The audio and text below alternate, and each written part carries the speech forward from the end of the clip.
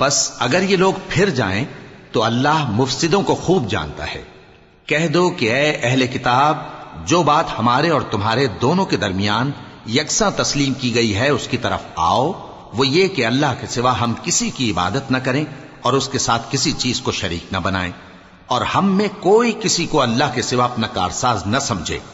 پھر اگر یہ لوگ اس بات کو نہ مانیں تو ان سے کہہ دو کہ تم گواہ رہو کہ ہم اللہ کے فرما بردار ہیں۔ اے اہل کتاب، تم ابراہیم کے بارے میں کیوں جھگڑتے ہو؟ حالانکہ تورات اور انجیل ان کے بعد اتری ہیں اور وہ پہلے ہو چکے، تو کیا تم عقل نہیں رکھتے؟ دیکھو، ایسی بات میں تو تم نے جھگڑا کیا ہی تھا جس کا تمہیں کچھ علم تھا بھی، مگر ایسی بات میں کیوں جھگڑتے ہو جس کا تم کو کچھ بھی علم نہیں؟ اور اللہ جانتا ہے اور تم نہیں جانتے۔ ابراہیم نہ تو یہودی تھے اور نہ عیسائی، بلکہ سب سے بے تعلق ہو کر ایک اللہ کے ہو رہے تھے اور اسی کے فرما بردار تھے اور مشرکوں میں نہ تھے۔ ابراہیم سے زیادہ قرب رکھنے والے تو وہ لوگ ہیں جو ان کی پیروی کرتے رہے، اور یہ پیغمبر آخر الزماں صلی اللہ علیہ وآلہ وسلم اور وہ لوگ جو ایمان لائے ہیں، اور اللہ مومنوں کا کارساز ہے۔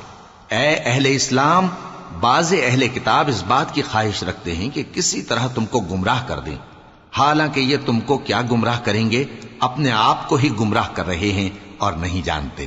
اے اہل کتاب، تم اللہ کی آیتوں سے کیوں انکار کرتے ہو اور تم تورات کو مانتے تو ہو؟ اے اہل کتاب، تم سچ کو جھوٹ کے ساتھ خلط ملط کیوں کرتے ہو اور حق کو کیوں چھپاتے ہو جبکہ تم جانتے بھی ہو؟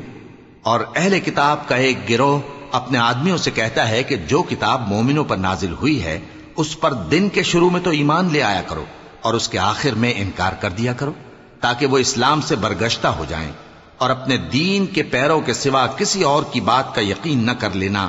اے پیغمبر، کہہ دو کہ ہدایت تو اللہ ہی کی ہدایت ہے۔ وہ یہ بھی کہتے ہیں، یہ بھی نہ ماننا کہ جو چیز تم کو ملی ہے ویسی کسی اور کو بھی مل سکتی ہے، ورنہ وہ تم پر تمہارے رب کے روبرو حجت قائم کر دیں گے۔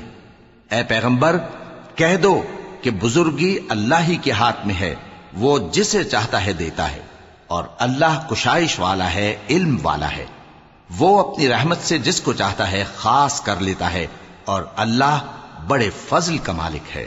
اور اہل کتاب میں سے کوئی تو ایسا ہے کہ اگر تم اس کے پاس دیناروں کا ڈھیر امانت رکھ دو تو تم کو فوراً واپس دے دے، اور کوئی اس طرح کا ہے کہ اگر اس کے پاس 1 دینار بھی امانت رکھو تو جب تک اس کے سر پر ہر وقت کھڑے نہ رہو تمہیں دے ہی نہیں۔ یہ اس لیے کہ وہ کہتے ہیں کہ امیوں کے بارے میں ہم سے مواخذہ نہیں ہوگا۔ یہ اللہ پر محض جھوٹ بولتے ہیں اور اس بات کو جانتے بھی ہیں۔ ہاں، کیوں نہیں؟ جو شخص اپنے اقرار کو پورا کرے اور پرہیزگار بنا رہے تو اللہ بھی پرہیزگاروں کو دوست رکھتا ہے۔ جو لوگ اللہ کے اقراروں اور اپنی قسموں کو بیچ ڈالتے ہیں اور ان کے عوض تھوڑی سی قیمت حاصل کرتے ہیں، ان کا آخرت میں کچھ حصہ نہیں۔ ان سے اللہ نہ تو کلام کرے گا اور نہ قیامت کے روز ان کی طرف دیکھے گا، اور نہ ان کو پاک کرے گا، اور ان کو دکھ دینے والا عذاب ہوگا۔